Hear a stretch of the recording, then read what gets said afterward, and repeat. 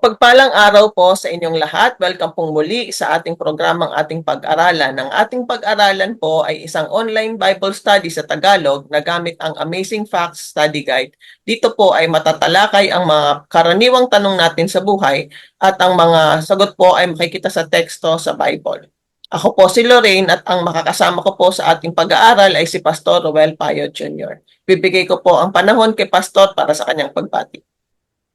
Hello po, good day po sa inyong lahat mga minamahal na kapatid at taga-subaybay, subscribers po sa online ministry po na ito, ating pag-aralan. Welcome po kayo sa atin pong panibagong chapter ng atin pong or lesson ng atin pong pag-aaral sa salita ng Panginoon. I hope and I pray na sa mabuti po kayong kalagayan with you and your family. Welcome po muli sa atin pong panibagong lesson. Once again, thank you and patuloy po tayo mag-aral po sa salita ng Panginoong Diyos. Salamat po, Pastor. Bago po tayo magsimula sa ating pag-aaral ay mananalangin po muna tayo. Ama naming Diyos, marami pong salamat sa pagkakataon na ibinigay ninyo sa amin para makapag-aral ng inyong banal na salita. Uli po ay hinihingi namin ang inyong presensya na samahan kami sa aming pag-aaral. Naway lahat po ng aming sasabihin ay magmula sa inyo, linisin niyo po ang aming puso't isipan nang sa gayon ay maintindihan at magamit namin ang aming matututunan sa aming pang-araw-araw na buhay. Nalalapit po namin sa inyo ang mga challenges na aming pinagdadaanan at isinusurrender po namin sa inyo ang lahat ng plans at dreams namin sa buhay. Fill us, Lord, with your spirit at i-guide niyo po kami sa mga desisyon na gagawin namin sa araw-araw. Patawarin niyo po kami sa aming mga pagkukulang at pagkakamali. Ito pong aming hiling sa inyong pangalan. Amen. Tutungo na po tayo sa ating pag-aaral sa bagong leksyon na may pamagat na ang Amerika sa Prophecy. Totoo ba ang hula ng Biblia tungkol sa Estados Unidos? Totoo po. Kung iisipin mo, makatuwiran na ang pinakamakapangyarihan at maimpluwensyang bansa sa mundo ay gaganap ng mahalagang papel sa mga huling nakamamanghang kaganapan sa pagsara ng kasaysayan ng mundo. Ngunit higit pang mga sorpresa ang maghihintay sa inyo habang isinisiwalat ng Biblia kung paano nabubuhay ang nangungunang bansa sa daigdig. Pakibasa ang Apocalypse chapter 13 verses 11 to 18 bago simulan ang gabay na ito. Dahil sa 8 talatang ito ay magbibigay ng propetikong larawan ng Estados Unidos sa mga susunod na araw. Sa unang tanong, dalawang kapangyarihan ang sinisimbolo sa Apocalypse Kabanata 13. Ano ang unang kapangyarihan? Pastor? Ayan po mga kapatid. Ang chapter 13 po ay na Apocalypse ay isa pong prophetic chapter. Okay? Just like other chapters of the book of Revelation, ito po ay prophetic in nature. Okay?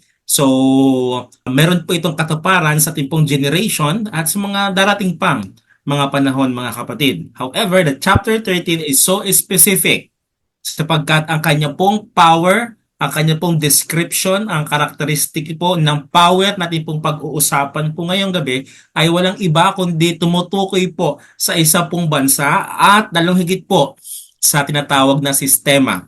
So ngayon po, akin pong mabasahin po sa inyo ang Apocalypse chapter 13 verse 1 to 10. Ganito pong binabanggit mga kapatid. At siya'y tumayo sa buhangin ng dagat at nakita ko ang isang hayop na umahon mula sa dagat na may 10 sungay at 7 ulo. At sa kanilang mga sungay ay may 10 diadema at sa kaniyang mga ulo ay mga pangalan ng kapusungan. At ang hayop na aking nakita ay katulad ng isang leopardo. At ang kaniyang mga paa ay gaya ng sa oso. At ang kanyang bibig ay gaya ng bibig ng leon. At ibinigay sa kanya ng dragon ang kanyang kapangyarihan. At ang kanyang luklukan at dakilang kapamahalaan. Nakita ko ang isa sa kanyang mga ulo na waring sinugatan ng ikamamatay. At ang kanyang sugat na ikamamatay ay gumaling. At ang buong lupa ay nanggilalas sa hayop.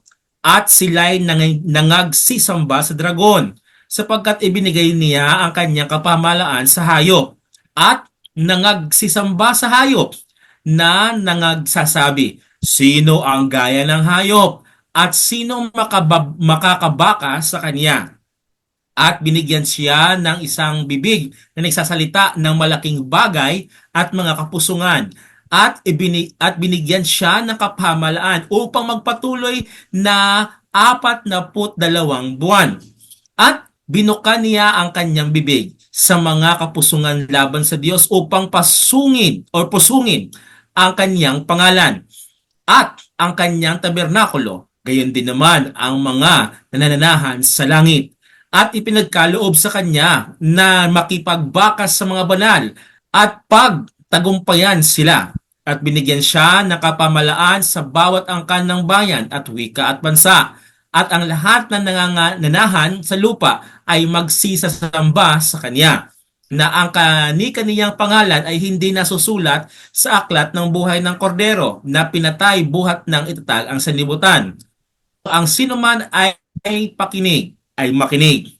Kung ang sinuman ay sa pagkabihag, paroroon siya. Kung ang sinuman ay papatay sa tabak, ay dapat siyang mamatay sa tabak. Narito ang pagtiyataga ng ang pananampalataya ng mga banal.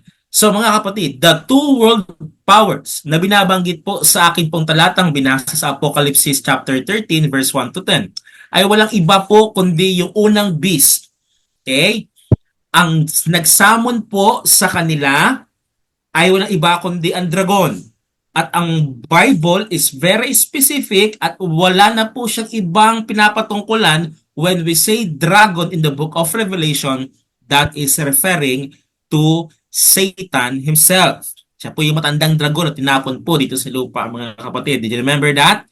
However, this first beast na kanya pong tinawag mula po sa dagat, mga kapatid, ito po ay meron daw pong bibig na katulad ng leon, paa na katulad ng oso, ulo na katulad ng leopardo, at ito po ay mababasa po natin ang mga characteristics na ito sa Daniel chapter 7. Those are the empires that went conquering our world. In other words, sila po ang minsan pa ay namuno at naghari sa mundong ito. Okay? So, lahat po, kanya pong ginather lahat ng puwersa at lahat po ng katangian from Babylon to Medo-Persia to Greece hanggang po sa Rome, mga kapatid. Okay? Ang first beast ay composition ng mga imperyong na muno dito po sa sanlibutang ito. However, hindi lang po siya, mga kapatid, na muno, sapagkat siya daw po ay meron po siyang sugat, mga kapatid, na ikamamatay, at siya po ay meron daw pong sugat na gumaling. Yung kanyang sugat na ikamamatay, hindi siya namatay actually, pero siya po ay gumaling. Bakit po? Ito po ay isasimbolo, mga kapatid, sa persecution na, ito po, binabanggit po na ilang buwan po yan, na naalala nyo po, meron po tayong lesson po dito na binabanggit na one prophetic day is equivalent to 1 literal years. So, all in all, siya po pinamahalang, mga kapatid, na nagsasabi po dito na kung inyo po i-compute po, yun pong buwan po na yon ay umabot po siya ng 1,260 days. Okay? Yun pong pamumuno or pangunguna ng dark ages or ng persecution. Now, without a further ado, mga kapatid, inyo pong maalala sa atin pong study number 15, yun pong first beast na binabanggit po sa Revelation chapter 13 is no other than the papacy himself. Okay? Yun pong sistema ng papacy headed by the Pope. Okay? Ito po ang unang beast. Dito po, pinapatungkulan sa Revelation chapter 13. Let me repeat, yun pong dragon represents Satan himself. However, the first beast na siyang nanguna noon pong dark ages ay walang iba kundi ang church and state power called the papacy and headed by the Pope. Salamat po, Pastor, sa ikalawang tanong. Anong taon ang hinulaang mawawalan ng impluwensya at kapangyarihan sa mundo ang papacy? Pastor? Ayan po mga kapatid. Sa verse 5 na akin pong binasa sa inyo kanina, ay akin pong babasahin po ulit. At binigyan siya ng ilan daw po na isang bibig, nagsalita ng malaking bagay at mga kapusungan. At binigyan siya ng kapamalaan upang magpatuloy na 42 buwan. 42 months daw po mga kapatid. Okay? Siya po ay nanguna namuno, naghari into 42 months. Okay? Yun po ay walang iba kundi yung tinatawag po na 1,260 na pangunguna po or paghahari ng Dark Ages. Nag-end po ito mga kapatid noon pong 1798. Yun pong binasa po natin na nagkaroon ang beast na ito ng sugat na ikamamatay. Siya po kasi yun pong papasi ay dinakip. Noon pong 1798, ang namuno po ng mga kapatid ay si Napoleon Bonaparte, na kung tawagin, at ang kanyang pong general na dumakip doon po sa Pope ay walang iba po kundi si General Bertir. Okay? So ang Pope po ay nasugatan. Please i-refer niyo lang po mga kapatid doon po sa ating pong study guide number 15 sapagkat na detailed po natin pong pag-aralan po doon. Okay? Now, I can give you references mga kapatids to answer further dito po sa question number 2. And that book ay scripture taken from the New King James Version, copyright 1982, Thomas Nelson Incorporated. Yan. So, basahin niyo po yan mga kapatid. Meron po ilan po mga references sa study guide po na iyon. Salamat po, Pastor. Ikatlong tanong, aling bansa ang hinulaang lilitaw sa oras na tinanggap ng papacy ang nakamamatay na sugat nito? Pastor? Okay po. So akin po mabasahin sa inyo mga kapatid because there is another beast. Yun po unang beast ay mula po sa dagat. Kaya po mapapansin mga kapatid. Din po sa verse 1, okay, lumitaw umahon mula sa dagat. Yun pong first beast. Tinawag po siya ng dragon of course. Now, meron pong pangalawang beast. Sapagkat right after na masugatan po yun pong first beast, ngunit ang kanya pong sugat ay gumaling, ay meron pong pangalawang beast na nakita po sa pangitain ni John the Revelator, verse 11. At nakita ko ang ibang hayop na umahon naman sa lupa. Kung kanina po yung sa dagat, this time sa lupa. At may dalawang sungay na katulad ng isang kordero. At siya ay nagsalita gaya ng dragon. Siya po ay meron pong resemblance ng lamb. And we know who is the lamb in the book of Revelation or in the book of the Bible, mga kapatid. Jesus is the Lamb of God. However, this lamb-like beast, okay, na siya po'y nanggaling sa lupa, however, ang kanya pong pagsasalita ay may katulad po sa dragon. Ibig sabihin po, ang kanya pong authority pa din ay nanggaling po sa dragon. Walang iba kundi si Satanas mga kapatid. So the papal captivity mentioned in verse 10, na pinasa kanina, took place in 1798. And the new power, verse 11, was seen emerging at that time. The United States declared its independence in 1777. Kung inyo po maalala po, ako hindi po ako well-versed sa history po ng Amerika, but this is recorded in history. Sa world history po mga kapatid, na ang United States nag-declare po ng kanila pong independence mula po sa Europe of course ay noong 1776 at voted po ng kanila pong constitution noong pong 1787 ay adopted bill sa 1791 at sila po ay talagang na-recognize into world power noon pong 1798.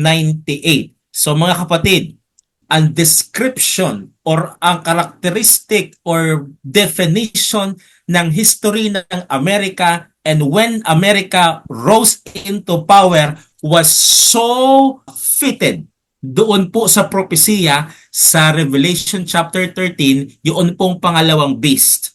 Wala pong iba kundi ang United States of America. Bakit po? Later, I will explain po.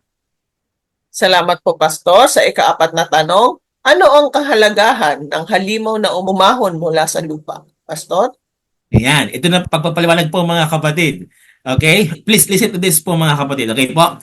Sabi po dito, this nation arises out of the earth. Sa verse 11 po na aking pong binasa sa inyo, siya po'y nanggaling doon po sa earth. Now, how significant earth is? So instead po na siya po'y nanggaling sa tubig, and we know na ano po nagre-represent po sa water in the Bible, that is people, that is nations, crowd, marami pong tao. Iyon pong first beast, ang Rome or ang papacy, siya po'y nanggaling po sa authority ng Rome, nagmula siya sa napakaraming mga tao. In fact, mixed culture na po siya from Babylon, Medo-Persia, Grecia, hanggang sa Rome. Kaya po nanggaling siya sa maraming tao. At however, this time, ang earth or ang lupa na pinanggalingan po ng pangalawang beast, so siya po ay na-mention po sa Daniel at Revelation. We know from Revelation that water symbolizes po the world, the waters which thou, binasa ko po mga kapatid sa Revelation 17 verse 15. Now, therefore, the earth represents the opposite. It means that this new nation would arise in an area of the world that had been virtually unpopulated before the late 1700s. So we know po mga kapatid na ito pong Amerika before it became America. Ang mga tao po na ninirahan dito, sila po yung mga migrants from Europe. Sapagkat naalala po ninyo, mostly sa mga Americans ay Christian na sila po ay pinipersecute doon po sa Europe. Okay? At sila po ay naglakbay, naglagalag, kaya po na-discover po ang Amerika. Okay? So, sila po ay friendly nation, unpopulated. Kaya po hindi sila nanggaling sa dagat na populated, sila po ay nanggaling po sa lupa. Supposedly, sila po ay friendly nation. Kaya nga po binanggit po sa verse 11, katulad po siya ng isang lamb. Okay? Katulad po siya ng maamong tupa. However, at the end of the day, siya po ay magbibigkas ng mga salita na may kinalaman sa dragon. Salamat po, Pastor. Sa ikalimang tanong, ano ang sinisimbolo ng dalawang sungay na parang tupa at kawalan nito ng korona? Pastor? Mga kapatid, inyo po bang naalala yung natin po nakaraan pong leksyon na nagpapatungkol po sa yun po sa Daniel chapter 7, Daniel chapter 8, yun pong meron pong tupa po doon at meron pong kambing na nag-away. Those are the kings of the Medo-Persia. Hindi ko na po siya i-review mga kapatid. But this time, remember, horns represent kings and kingdoms. Ito po ay government. Now, in this case, they represent the United States two governing principles. Hindi po siya coincidence, but ito po yung propesya sa Biblia na ang United States, mga kapatid, according naman po dun sa Daniel chapter 7 na yes, it was referring so closely doon po kay sa Medo-Persia na mga kings, kay Cyrus and Darius, etc. etc. Tapos meron pong lumabas na another beast, ito po si Alexander the Great. However, this time, mga kapatid, ito po ay meron pong kinalaman na propesya sa United States. Why? Because the United States, meron po silang two governing principles sa kanilang pong pamumuno bilang isang bansa at bilang isang estado. Civil and religious liberty. Kaya nga po, inyo po makikita po mga kapatid sa kanila pong Statue of Liberty. Ibig sabihin po ng Statue of Liberty, this land is free. Okay? They are free to do whatever they want. And in fact, they have two governing principles, religion and civil or government. So walang pwede mag-dictate sa kanila, hindi sila ang government na autocrat, hindi sila ang government na communist, sila po ay land of free. Gusto nilang sumamba, kaya nga po sila po ay umalis sa Europe kasi talagang dinidiktahan po sila during the Dark Ages na sambahin lang ang papacy. Okay? Kaya po naging Protestants na lugar po ang Amerika because they protest, of course, doon po sa Europe. Now, ito po yung kanila pong these two principles have been labeled as Republican or Republicanism, a government without a king, and a Protestantism, a church without a pope. Yun po ang ibig sabihin po noon mga kapatid. Yung Republican and Democrats, iba po yun, mga party list, mga partido po doon yun sa Amerika. By the way, magkakaroon na po malapit na rin po ang election po sa Amerika at meron po mga tumatakbong kandidato na it's not my concern as a Filipino. Okay? However, balikan ko lang po mga kapatid, yung republicanism, ang ibig sabihin po nun ay government na walang hari. Hindi po siya autocrat in nature. And then, yung pangalawa po, Protestantism. Gusto nila magkaroon ng church pero walang pope. Walang isang church, kundi maraming churches at hindi pinamumunuan, of course, ng pope. Other nations since ancient times had taxed people to support a state religion. Most had also oppressed religious dissidents. But the United States established something entirely new. Freedom to worship without government interference. Absence of crown signifies a republican form of government rather than a monarchy. Yan. Yung monarkiya po ay hindi po nila gusto yun. May hari lang. Kaya nga po yun pong United Kingdom, hanggang ngayon po meron po silang kings and queens sa United Kingdom. Ang America doesn't follow that way. Okay, so siya po ay lamb-like horns denote an innocent, young, non-oppressive, peace-loving, and spiritual nation. Katulad po ni Jesus Christ na siya po ang Lamb of the Revelation. Ito pong Amerika ay katulad parang ini-imitate niya na siya po ay friend to all and enemy to none. Kaya nga po mga kapatid, down through the ages, ito po hindi chismis, ito po yung pangyayari po talaga mga kapatid na ang Amerika ay talagang tumutulong sa mga bansang inaapi during World War. However, we all know the story mga kapatid and it is very bold in our eyes na Amerika ay palaging sangkot sa mga world wars na pinagdaanan po ng sanlibutan ito. Salamat po, Pastor. Para sa ika-anim na tanong, ano ang ibig sabihin ng Apocalypse chapter 13 verse 11? Nang sabihin nito na ang Estados Unidos ay nagsasalita ng tulad ng isang dragon. Pastor? Ayan mga kapatid, atin po mabasahin po muli for the second time ang verse 11 ng chapter 13. Ito po binabanggit mga kapatid. At nakita ko ang ibang hayop na umahon sa lupa. Sa lupa siya umahon. At may dalawang sungay na katulad ng isang kordero. At siya'y nagsasalitang gaya ng dragon. How comes and what is the meaning na siya po'y nagsasalita na katulad po ng dragon? Sa study guide po natin, last lesson lang po ng guide chapter lesson 20, the dragon is Satan. Siya po si Satanas mga kapatid, who works through various earthly powers to establish his own kingdom and to crush God's church by persecuting and destroying God's people.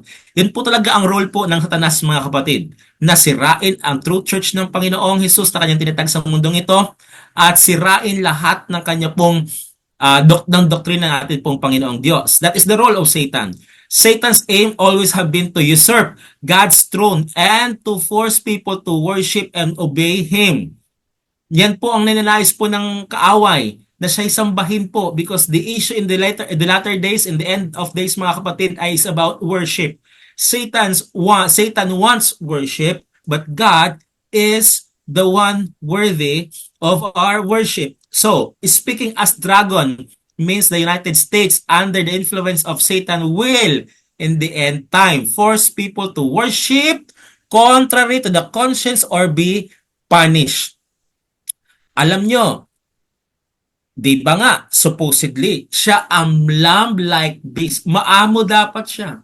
United States supposedly to be the brother, the big brother of every nations around the world.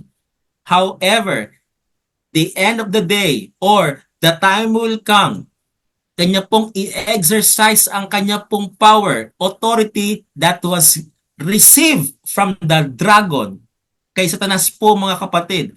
And every people in the world ay kanya pong i-force na mag-worship doon po sa dragon. So therefore, bakit siya tinawag na lamb-like beast? Pero yung kanya mga salita ay talaga pong pang-beast. Katulad po ng dragon, it's because he will force everyone to worship Satan. Salamat po, Pastor. Sa ikapitong tanong, ano ang partikular na gagawin ng Estados Unidos na magiging sanhi ng pagsasalita nito bilang isang dragon? Pastor? Mga kapatid, meron pong 4 na crucial points ang gagawin or gagampanan ng Estados Unidos sa huling panahonan. Number 1, he will exercise all the authority of the first beast. Iyon pong authority ng papacy, kanya pong igagawin po yun, mga kapatid. Sa verse 12, dito pong binabanggit ng Biblia patungkol po sa pangalawang beast. At kaniyang isinasagawa ang buong kapamalaan ng unang hayop sa kanyang paningin. At pinasasamba niya ang lupa at ang nananahan dito sa unang hayop na gumaling ang sugat na ikamamatay. Ang Amerika daw po, kanya pong ililid out ang sangkatauhan na i-worship po ang dragon, pero para hindi naman po ma-disguise or para po ma-disguise na hindi tayo direct na nag-worship sa dragon. Ang kanya pong i-direct na i-worship kung walang iba kundi ang first beast. And we know, kanina lang po, who is the first beast? That is the papacy. So ibig sabihin po, i-uphold ng United States ang authority ng Papal Rome sa huling kapanahunan. Pangalawang gagawin ng United States, mga kapatid, causes the earth to do those who dwell into worship the first beast whose deadly wound was healed. Kanya po talagang itutuon ang atensyon ng sanlibutan na instead kay Kristo na ating tagapagligtas at manunubos ang ating sambahin. Ang role ng United States na kanyang gagampanan ay kundi i-guide, ituon ang isipan ng sangkatauhan na sambahin ang first beast. Ang authority ay magmumula sa Pope, mga kapatid. Ibig sabihin, ang Pope na po ang sasambahin. Gusto niya po ba yun, mga kapatid? Na ang tao ang sasambahin, hindi ang Diyos? Napakatindi po ng role na gagampanan po ng United States sa huling kapanahunan. Ano pa? Ito pa ang ganyan gagawin, mga kapatid. Verse 14, aking pong babasahin sa inyo. At nadadaya niya ang mga nananahan sa lupa dahil sa mga tanda na sa kanya ipinagkaloob na magawa sa paningin ng hayop na sinasabi sa mga panananahan sa lupa na dapat silang gumawa ng isang larawan ng hayop na mayroon ng sugat ng tabak na nabuhay. So pangalawang gagawin po ng United States at kanyang ipofulfill ang kanyang prophecy, telling those who dwell on the earth na i-worship po yun pong beast at sapagkat ang kanyang sugat ay gumaling, mga kapatid. The United States will make an image to the beast by legislating religious practices. It will pass laws requiring worship and force people to either obey them or face death. Nakakalungkot po sa panahon na ito.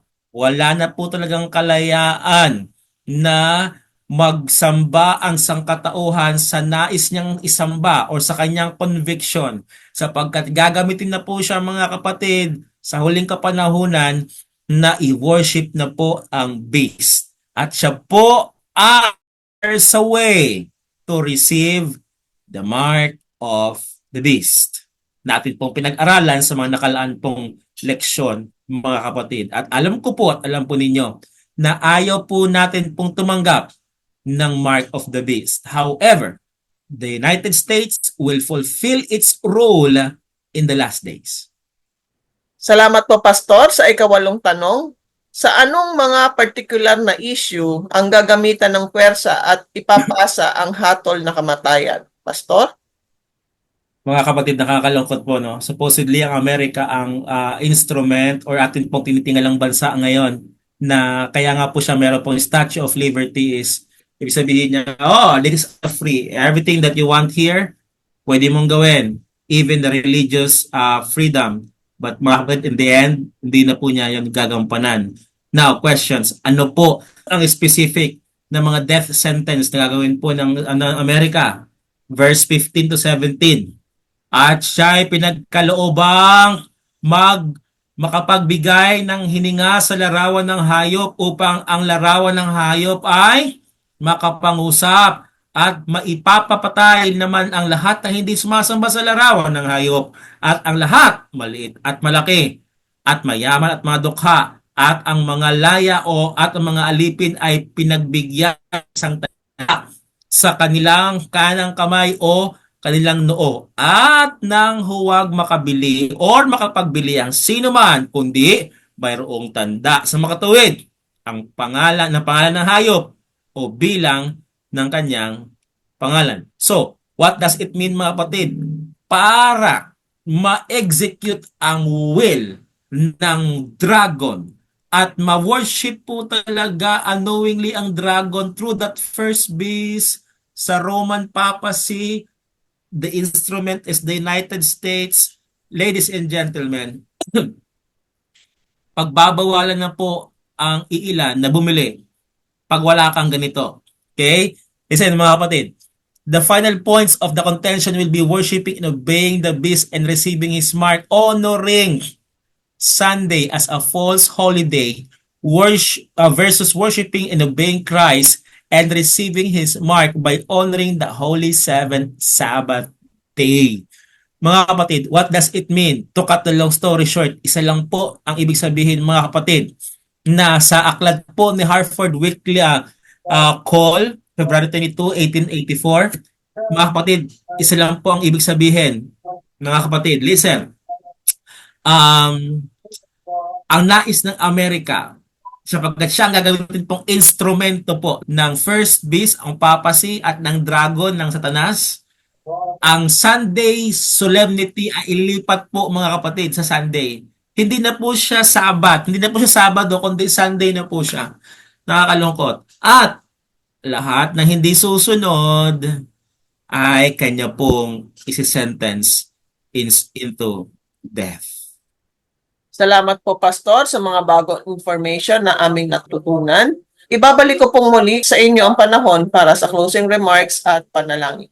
Mga kapatid, ay post po ni Ma'am Lorraine, ito po mga references ng mga pinag-aralan po natin ngayon with, of course, yung mga verses po ng Bible na inyo po napakinggan po kanina. Now, you can do yourself a favor. Please, study po kayo. Mag-aral po kayo ng independently. Ano ang role ng Amerika sa hinaharap? How America will fulfill the prophecy in Revelation 13. And you will find out, mga kapatid, that what we are saying here, especially in this lesson number 21, is true because this is from the Word of God. So embrace now because we are now in the last days. And America, by the way, is preparing themselves sa mga orders.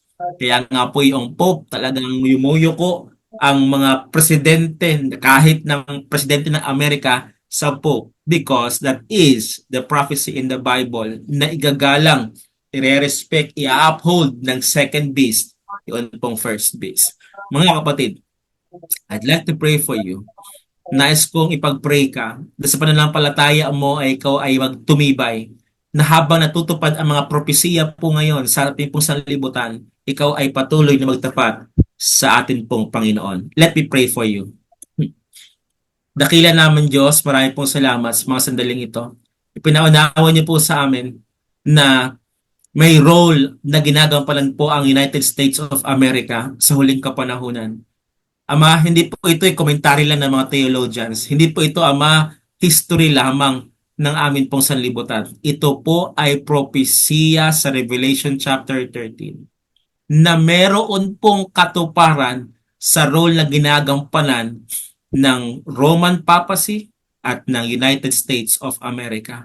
Lord, hindi po namin sinisiraan ng mga bansang ito or ng religious system na ito, but this is a prophecy from your word. And Lord, we look forward na kami po ay magkaroon ng matibay na pananampalataya na habang ang kaaway ay gumagawa ng paraan para i-fulfill ang kanyang pagnanais na sa isang bahin, tulungan niyo po kami na magsumamba sa isang buhay at sa isang Diyos na nasa langit.